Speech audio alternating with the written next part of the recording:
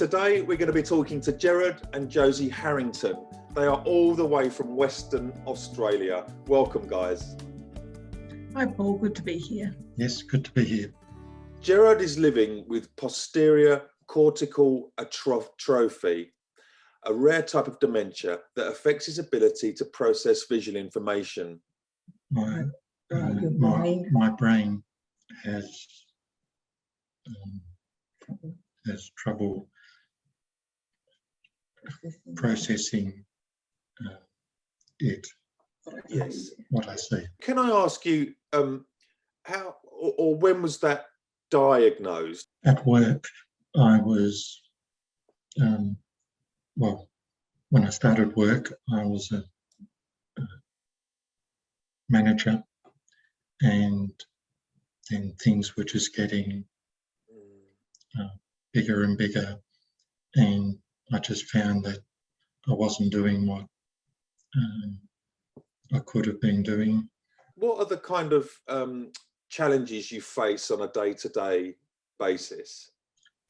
You're out and about, using stairs and escalators have Yes. become... Oh yeah, going up escalators, if I don't get my foot in the right spot. Josie, can I ask a question to you? How have you had to change and adapt, with Gerard's condition? Is it something you've had to, I would imagine there has been significant changes to your life, and I'm just interested in knowing a little bit more about how it affects you, because clearly you have to, care and look after Gerard. And I have been, and I've had to actually leave work, so now I do that full time to support Gerard and make sure that he's safe when we go out and about. He can do a lot of things, and he can go to the coffee shop and order coffee and that, but sometimes you just need to keep that extra eye out to help him. Josie, you've said that you've given up your job. Yes, I have, yes. You have, and that's in order to care full time for Gerard. Yes, and that allows me time for myself as well. Yeah, because it does take a lot more effort to look after Gerard, and trying to fit that in with work, I was getting burnt out. So that just relaxes the whole situation a little bit, yeah. You just touched on the fact that it affects Gerard's vision. When you say his vision, does it make him feel, is it impairing his vision? How does it affect his vision? My eyes are fine, but I had this... But yeah, the brain processing what he sees. So of course it changes. So nothing's static. The brain decides to do what it wants to do at any particular time.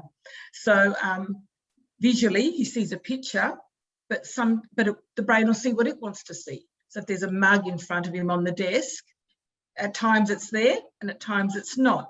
So his brain is interpreting things in slightly different ways, and will tell you something. Yeah, by its own. Sometimes, what about the colour? Gerard talks about colour flooding. Sometimes his vision will be flooded with green.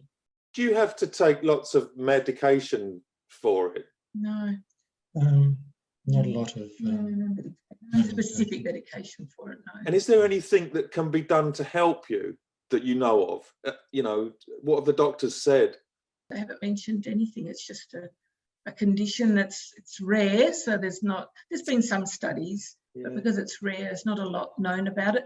But I think what we find also difficult is that, as you can see, Gerard's quite young, still fit and healthy in every other way.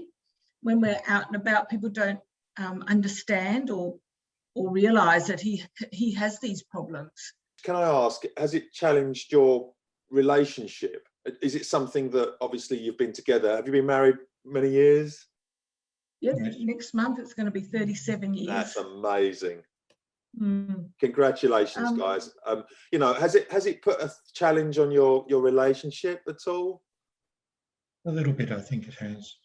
Yeah. We've always worked together, but I think what Gerard's trying to say is I'm having to do a lot more, yeah. When did you first hear about the Hidden Disabilities Sunflower?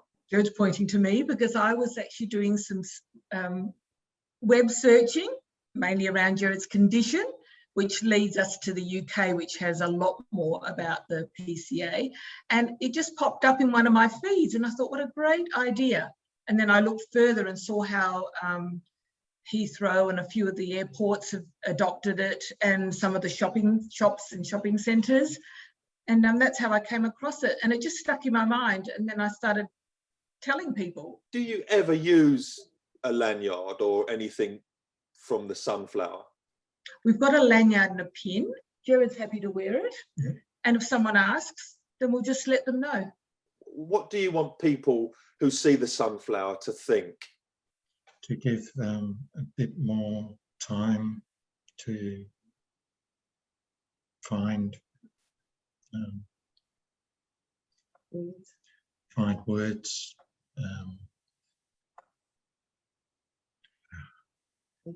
patience, yes, patience and understanding, as well as the visual component. Gerard's other problem is word finding. He knows exactly what he wants to say, but it just takes a little bit longer to get the word out. And that sometimes is, you're not given that allowance when you're out and about. I think that's so important, and what you just said and the way you said it was lovely. You know, it's just about making people stop and think a little bit about the situation they're in, and just allowing a little bit more time and patience and kindness. Knowing that I will take a little bit more time, might struggle with going upstairs, just helping. How do you think the sunflower could help with the challenges you face when you are out and about? Often lifts that are only allocated for people with visible disabilities. So if you've got a lanyard on, that just lets people know that we also need to use that lift. Would you recommend the sunflower scheme to others with hidden disabilities?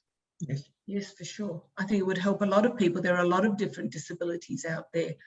And I think the more people that wear them, the easier it'll be for those that do, yeah.